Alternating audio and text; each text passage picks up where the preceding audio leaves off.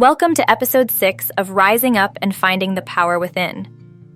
In this episode, we will delve into the intriguing concept of trapped emotions, unprocessed feelings that can become stored in the body and manifest as physical symptoms. Understanding how these emotions affect both our mental and physical health is crucial for anyone on a healing journey. Throughout this episode, we'll explore what trapped emotions are and how they function as a defense mechanism, protecting us from overwhelming feelings. We'll discuss the common locations in the body where these emotions tend to manifest and the mind-body connection that links our emotional experiences to physical health. Join us as we uncover the powerful impact of trapped emotions and learn how to embrace a healthier, more balanced life. Let's dive in. Remember, it's your time to rise up. Welcome back. This is episode 6. My name is Nancy Pusateri with Rising Up and Finding the Power Within. So today's episode, I want to go more in depth and explore what are emotional blocks. Emotional blocks are unprocessed feelings and traumas that become associated with physical symptoms such as muscle tension, pain, stiffness. And this phenomenon, often referred to as embodied emotion, occurs when unresolved emotions are created. And it creates this physical barrier in the body. Now, understanding emotional blocks is very, very important to me because part of my healing process was I needed to learn to unblock those trapped emotions that were in my body. I had no idea I had trapped emotions. I thought they were just emotions. And when I realized that there was a way to overcome this, I was pleasantly surprised because it sped up my journey of healing. It got me to a point where I could understand what my body was telling me, what my body was going through. And it also guided me on what I needed to do to release those emotions so I could feel no more pain in those areas and discomfort. Now, healing from trauma and, having this take place can improve your well-being 100%. But first, let's learn the function of emotional blocks. When emotional blocks are received, we are normally in a situation where we react, and instead of processing that emotion, it has nowhere to go, so it stays in our body, and it creates little phobias. It creates us not to want to go certain places, see certain people, because those emotions get stirred up. Those are blocked in our body, and emotional blocks can serve as a defense mechanism. It's a way for our subconscious mind to protect us from overwhelming or difficult emotions. So, like avoidance and pain. When a traumatic or emotionally overwhelming event occurs, individuals may subconsciously avoid processing it as a form of self-preservation. For example, a person who experienced a significant loss may push down those feelings of grief to avoid the pain associated with it. Then these unresolved feelings can get stored in the body, which will manifest as a physical pain or discomfort. And that could be chronic back pain, that could be tension headaches. So if you go ahead and avoid pain, you could be causing yourself more harm, along with the next few things I'm going to go over. Also, creating awareness. According to the somatic marker hypothesis, the physical sensations associated with embodied emotions can serve as signals. Tightness in the chest may alert individuals of unresolved feelings of anxiety or sadness that need to be addressed, and prompting them to confront your emotions rather than ignoring them is creating that awareness. So they're not trapped. So you're processing them, you're not avoiding them, and you're creating awareness.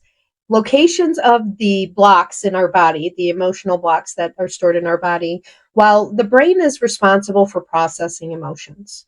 Specific emotional states are often felt in particular around the body, though. And scientists have evidence for literal trapped emotions is it's a limited subject, and they are really researching it.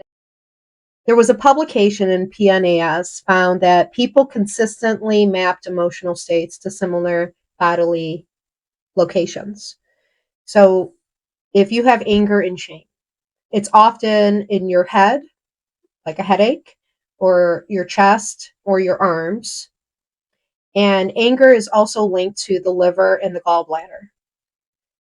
Anxiety and fear, typically experienced in the chest, the gut, the solar plexus. And it's also the triggering of the fight or flight response that we have as trauma survivors. Fear is associated with the kidneys. And if you have anxiety, fear, anger, shame, you can see how you are just affecting so many different areas of your body. If you have trapped sadness or grief, these emotions often manifest in constricted feelings in the throat or in your chest. And linking sadness and grief also to the lungs. So you can see also what areas of your body, if you're having lung issue, that's a lot of sadness and grief that you're holding trapped emotionally. Worrying and overthinking, commonly felt in your stomach, your digestive organs, leading to issues like bloating, indigestion. This is also connected to your spleen. If you're holding on or not letting go, forgiveness basically is you have to forgive. If you don't forgive, what you're doing is you're creating tension in your back, in your neck, and it's like reflecting feelings of burden and lack of support. So you're holding those in, and they're really affecting your neck and your back. Unprocessed trauma is often held in the core of the body, including the abdomen, lower back, and hips, as well as your chest and shoulders. So pretty much your whole body. Now, the mind and body connection are very important to me. Psychological responses linked to emotional blocks can become chronic and contribute to health issues. So if your body-centered therapies such as somatic experiencing like yoga and stuff, if you're doing those, you're focusing on addressing these physical manifestations to facilitate emotional processing and release. So those psychological responses linked to emotional blocks can become chronic and contribute to health issues. Your mind-body feedback loop, emotional energy can become trapped within your body's tissues, muscles. It can result to chronic tension, pain, or functional issues. For example, someone who frequently experiences anxiety may notice persistent tension in their shoulders or jaw. And I'm very familiar with that. And I also grinded my teeth a lot. I don't grind like I did. I don't think I even grind anymore since I've released so many emotional blocks. But it took such a strain on me because it wasn't just my jaw would hurt.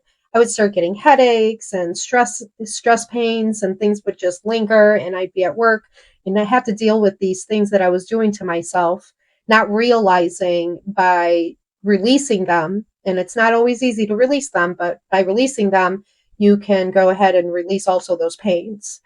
If you have the fight or flight activism, when faced with a traumatic event, the nervous system enters a fight or flight state, and this response becomes chronic. The body may remain on a high alert, leading to physical manifestations such as rapid heartbeat and shallow breathing. So it's very important to identify your breathing pattern during that time. If you can focus on your breathing and trying to maintain a healthy attunement with your breathing, you can deregulate a lot of those issues.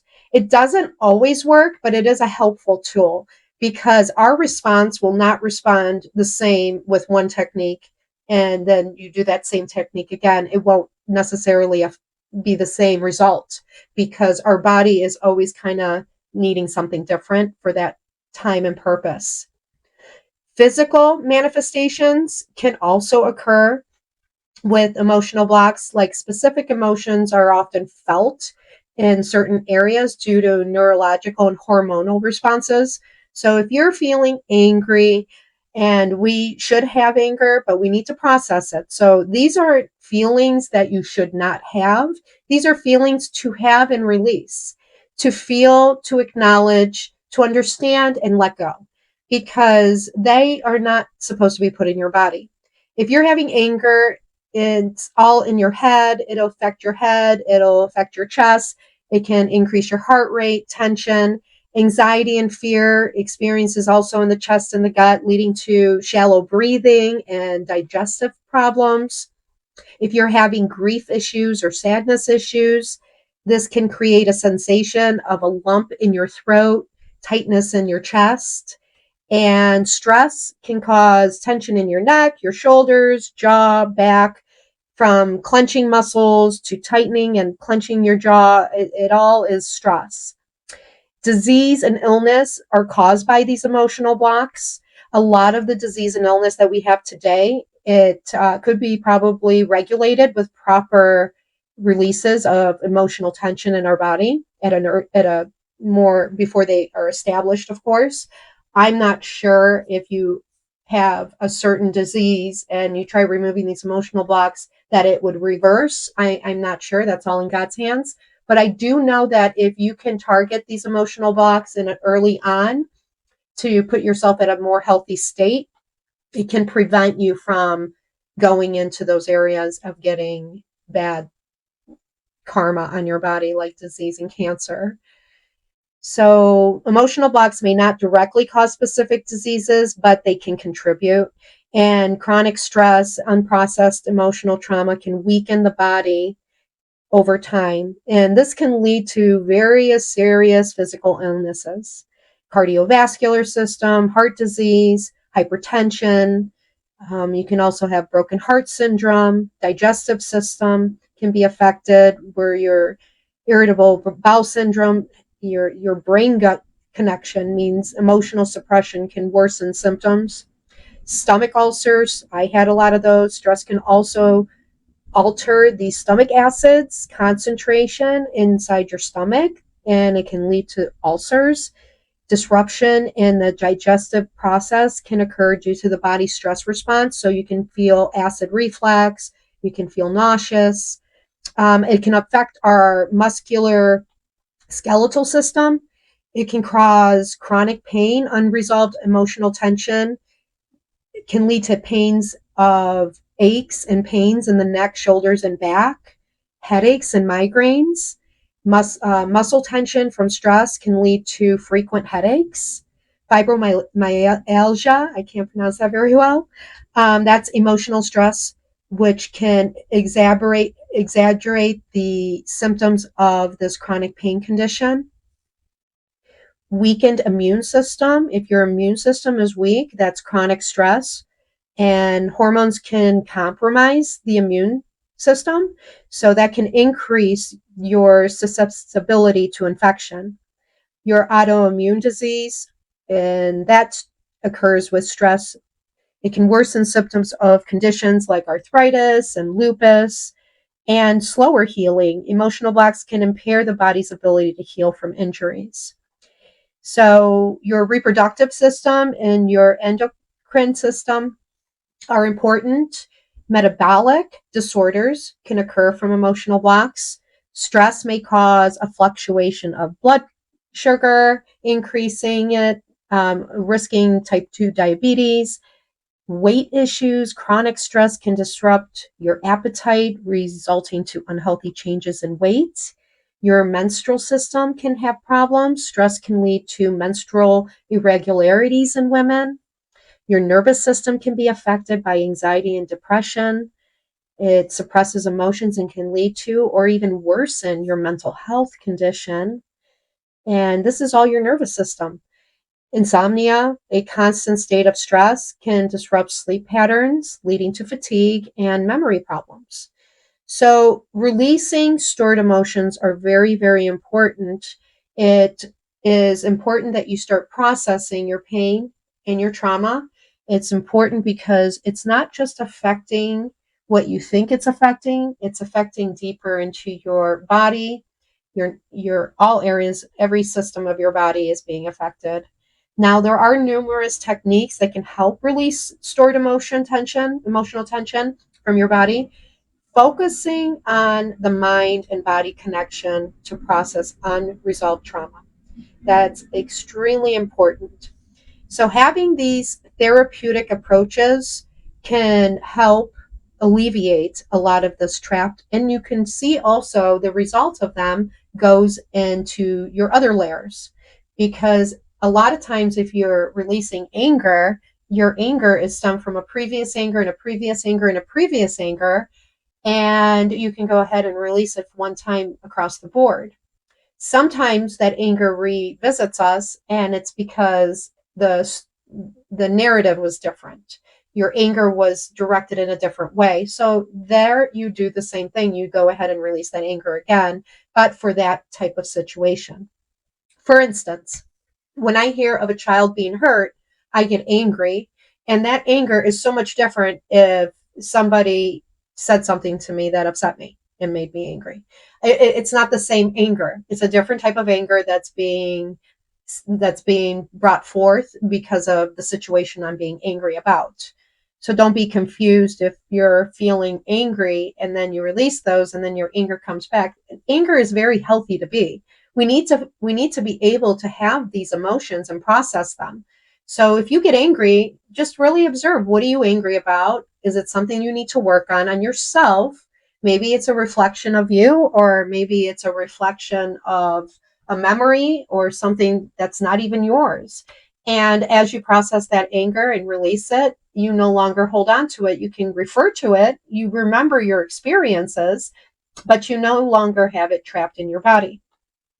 So somatic experiences can be helpful on releasing trapped emotions. They help release stuck energy by focusing on how trauma manifests physically.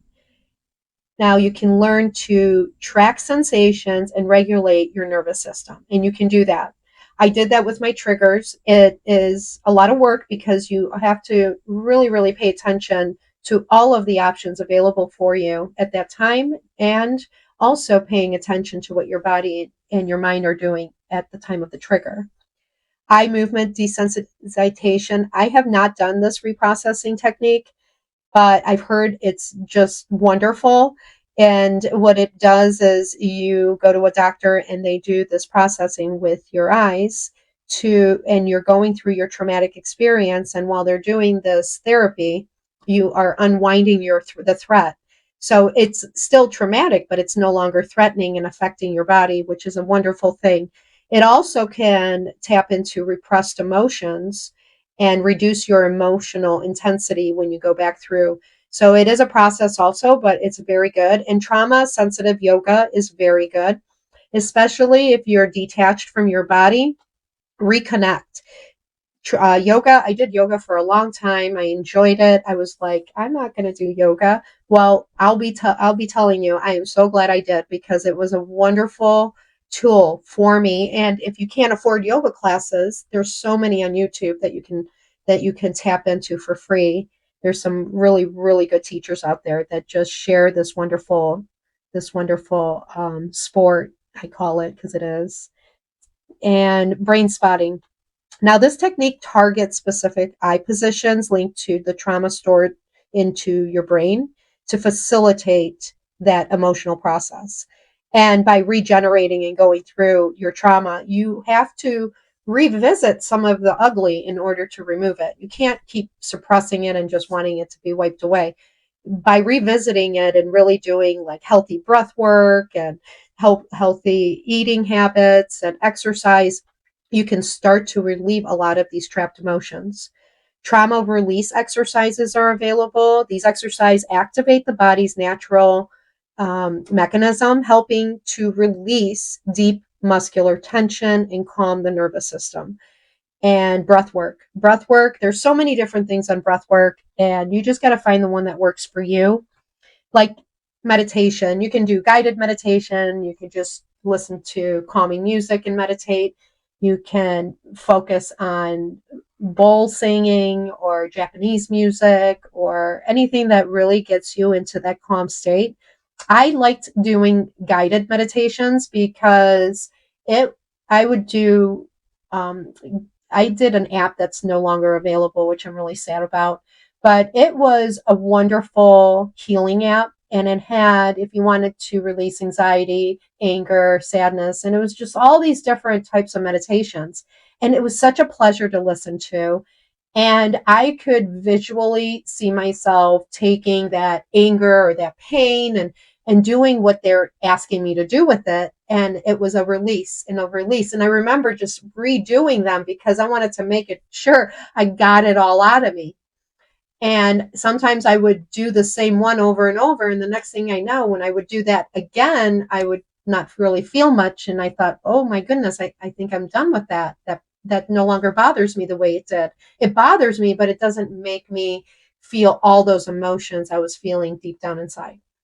So it's very important not to limit yourself. If you've experienced something that you just didn't care for, continue looking because I'm telling you, there's other options available to you. Now, with your breath work, you can do diaphragmatic breathing, promotes relaxation by activating the parasympathetic nervous system. You can do 4-7-8 breathing, and it's a more of a rhythmic breathing pattern, and it helps reduce anxiety. You can do conscious connected breathing, which is continuous breathing pattern that helps access and release blocked energy. I like to do a breathing where I breathe in 4 to 5, depending on how slow I'm counting, I suppose. And I like to hold it for 2 because I feel that I'm tapping more into my subconscious where all that pain is stored. And then I breathe out 7-8. But I find myself being able to relax better in a different mindset when I hold it a little bit at the beginning. I've heard people hold it at the end or on both ends, like when you start, just hold and then start. And I don't know how they do that, but I've heard different types of breathing techniques. But breath work is extremely important. Like I've said several times, journal, writing your thoughts, your emotions allows you to process without judgment. And I always ask for privacy because unless you can be vulnerable by yourself, where you can journal without worrying who's going to read it, it's hard to be truthful. And one of the things about survivors is we need to overcome lying. We lie to protect ourselves at the time that the trauma happened. But after we get out of that situation, we have a tendency to continue those lies. And it's an ego thing. It comes to at that point where we don't want to have a bad eye in anyone's vision. So we tend to not tell 100% truth. And what that does is it just holds you back. It doesn't allow you to freely be yourself and discover who you are. So if you find yourself lying or doing things that aren't really 100% who you are, like journaling, I encourage you to start adjusting those areas and ask yourself those questions. Is this what I wanted to say? Is this the truth? Did I just make myself look good, or did I just make myself look like I was in more pain? So whatever the case may be with that voice of yours, make sure it's always stemming towards the truth. And I tell people, if you can't tell the truth, don't say anything at all, because then you can't be called a liar. Just hold it in and don't reply, even to yourself. Don't reply, because if you allow the lie to play in your mind over and over again and continue doing that, even as a white lie experience, all you're doing to your subconscious is telling it it's okay to lie. And your subconscious will automatically bring up fabricated information for you to use. And you don't want that. You want to have clear, clean knowledge of who you are and where you're going and what's to come of this. So I highly encourage you to hold off and not say anything if you find yourself going to say a lie. Being mindful with your movements, being mindful with your activities, and being very gentle, doing stretching, doing some dancing, walking, martial arts. It will alleviate a lot of that physical tension that you are enduring. And you will also feel an opening to your body, and it's a wonderful feeling when you can get there, because what you're doing is you're allowing yourself to breathe again and to not be judged. And it's such a wonderful feeling to be able to fix those areas. A lot of times we're in pain at the beginning because we're moving our bodies in a way where it's not used to it. Be really do things very slow, listen to your body. Don't do anything that your body can't do. Some people can sit Indian style to meditate, some people can't. Don't force yourself to go in a position that's uncomfortable. Work your way to that position. So if you can't, for instance, sit Indian style, sit on the floor with your feet, with your legs stretched out in front of you. Then bring your feet together and try to do kind of like a triangle or a diamond shape with your legs. Then bring your legs a little closer, and eventually you'll be in that Indian style position. So it's also important to stimulate your creative and sensory areas of your body, being expressive in art, engaging. All of these areas release emotional blocks. If you feel pain somewhere, I will breathe in and pretend that breath is going to where that pain is. And then when I breathe out, I pretend I'm pushing that pain out. So I've done a lot of that. And I've done my arts, my crafts, my dancing. That is very, very therapeutic. To do this expressive art behavior it's a beautiful medicine that's just right there available for us. Also gardening, anything that you utilize as a creative outlet. Massage therapy is wonderful because a masseuse can really, really dig into areas. I had a masseuse told me they were going to need weeks to release all the blocks and knots in my body. But I understood that, and I knew that that was years and years of pain that's just trapped, and that I was going to have to do more stretching in between sessions and more other physical activity to start helping on that release. My sensory awareness needed to be also taken care of. So focusing on those experiences can ground an individual in the present. So being mindful, like being here, being still, being now, not thinking of the past and not thinking of the future, and really doing this hardcore discipline on my mind and not letting it travel other than what I see in front of me. And I think that was just one of the most beautiful things I was able to conquer, because it was such a challenge, but I refused to give up. And every day I would do it and do it and do it, because I was finding myself going to work and my mind is off thinking about the morning, the night, the yesterday, the years ago, the bad message I got earlier that morning. So that focus of becoming still again was so important, and getting that sensory awareness intact. So emotional blocks significantly impact our physical and mental health, folks, manifesting as tension and discomfort in various areas of our body. Understanding the nature of these blocks and employing strategies to release them is so important to our healing and recovery. By addressing unprocessed emotions and fostering a strong mind-body connection, you can work towards a healthier and more balanced life. I feel it today, and it's so wonderful. And also remember, healing is a journey. It's essential to approach it with patience, compassion, and self-acceptance, because again, it took me probably 20 years to heal, and then another 10 years to write my book, because I had to build my self-esteem up. So after you heal, you got to also work on your self-perception of what you think you are. So never stop trying. You have every reason to shine. Use that energy to heal, and don't forget, it's your time to rise up. Thank you. My name's Nancy Pusateri, and I appreciate you joining me this evening. Have a great night. As we wrap up episode 6 of Rising Up and Finding the Power Within, we hope that today's discussion on trapped emotions has provided you with valuable insights into the profound connection between our emotional health and physical well-being. Understanding how unprocessed feelings can manifest in the body is a crucial step toward holistic healing. we've explored the function of emotional blocks, common locations in the body where these feelings might be stored, and the potential health issues that can arise from chronic emotional suppression. By recognizing these patterns, you can begin to address any unresolved emotions and take proactive steps toward releasing them. Remember, healing is a journey that requires patience, self-compassion, and support. Incorporating techniques such as mindfulness, journaling, and body-centered therapies can facilitate the release of trapped emotions, allowing you to move forward with greater emotional resilience and clarity. Thank you for joining us today. If you found this episode helpful, please subscribe and share it with others who may benefit. Together, we can foster a community of support and empowerment. Until next time, take care of yourselves and each other.